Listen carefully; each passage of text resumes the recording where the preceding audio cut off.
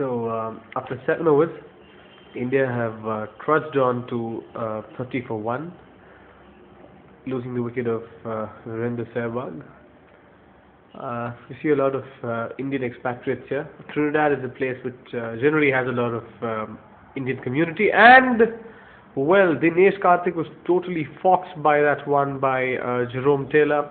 Kept a little low, hit an area on the pitch, and foxed Dinesh Karthik for a second. Well, I thought it was missing leg. That was the only reason why the umpire refused.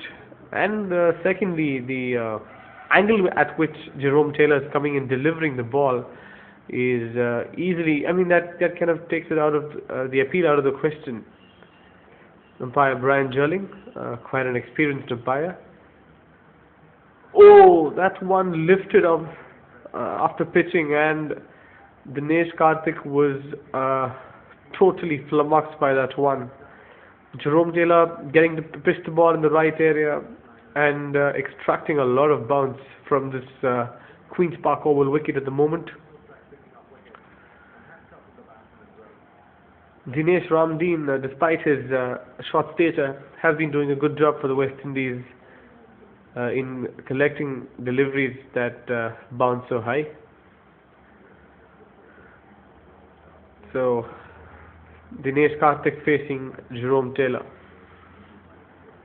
Again, Jerome Taylor trying to extract some bounce out of the wicket, but Dinesh Karthik preferring to not really have any rush of blood and go for the juggler. At the moment, Dinesh Karthik is pretty happy consuming deliveries and having a good stride out there in the middle. He needs to make good contact with the ball and basically have a good feeling of leather on the wood.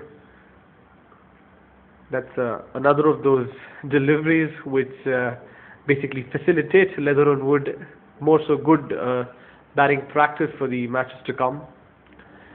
Now, given that India has a very small target, I think India can afford to settle into their groove and then look at scoring runs. They can take a few overs off to basically chill out, study the bowler, and then look to get into an onslaught. Dinesh Karthik plays that very well, runs that down to third man. That will fetch him a couple of runs, and that ends the over. 2 runs off the over, and India move on to 32 for 1 at the end of 8. Or is there one more delivery? There is, I guess, one more delivery which Darren Powell would be running into bowl. Powell has been highly impressive by getting a wicket of Virender Sehwag, bowled in the right corridor to him. Another delivery that is defended by Dinesh Karthik. That will end the over at 32 for 1. One of the reasons I feel that the West Indian team may not really live up to its expectations is that the West Indies really don't have a very solid middle order lineup. In India, they did against India last year, they did show glimpses of form, but one must also keep in mind that whatever enthusiasm they had, they really came into the series after beating Zimbabwe 5-0. So their enthusiasm levels were very high, and out of the 5 matches played in the last series at home in the Caribbean, there were 2 really close matches. If India had won those 2 matches, I don't think the West Indians would have got so much of confidence going into last year, because they did manage to humble Australia twice, but it really remains to be seen whether the West Indies would still have the same levels of confidence while going and playing teams of higher caliber. India is basically a team that is highly unpredictable, and that is why I feel the West Indies were able to cash in by beating them 4-1 last year. But things are different. It's a new ball game. The opposition is different. The mood is different. It's the World Cup, the biggest competition that cricket has to offer. And given the fact that the West Indians are the host nations, they would be under tremendous pressure, given that so many expectations are on them. So, first ball of new over, Robin Uthappa plays that to fine leg without any problems in his technique. Though Uthappa is more so a stroke player, I feel that his technique is strong to defend himself. It's just that he attacks the bowlers a little more than a normal batsman would. But his defense is pretty strong. He isn't the a slam bang type of opener that we generally perceive him to be. Collymore to Dinesh Karthik. And it's attempting to run for that, which is indeed a very good single.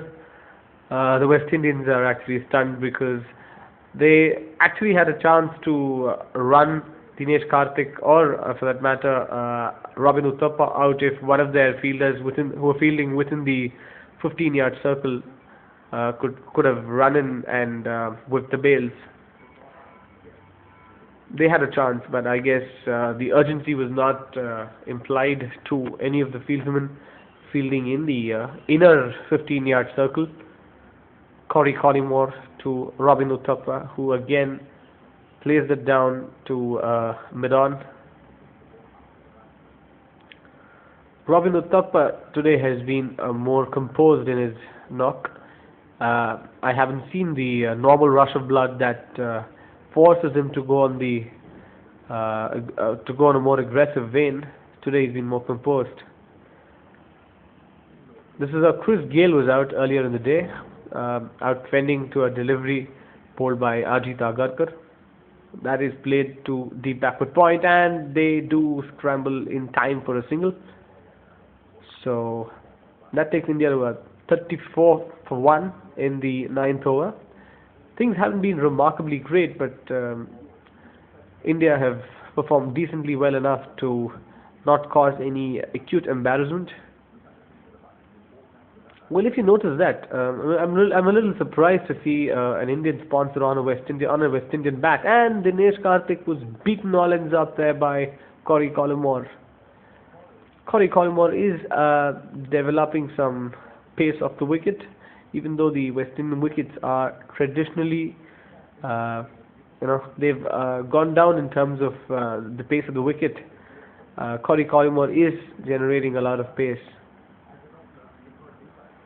We hear that the Trinidad wicket more so now favors spinners, and spinners would play a major role in the World Cup. So Corey Collymore has bent his back today, and so with a couple glided to deep square leg, India move on to 36 for the loss of 1 wicket, and that was Virender Sehwag.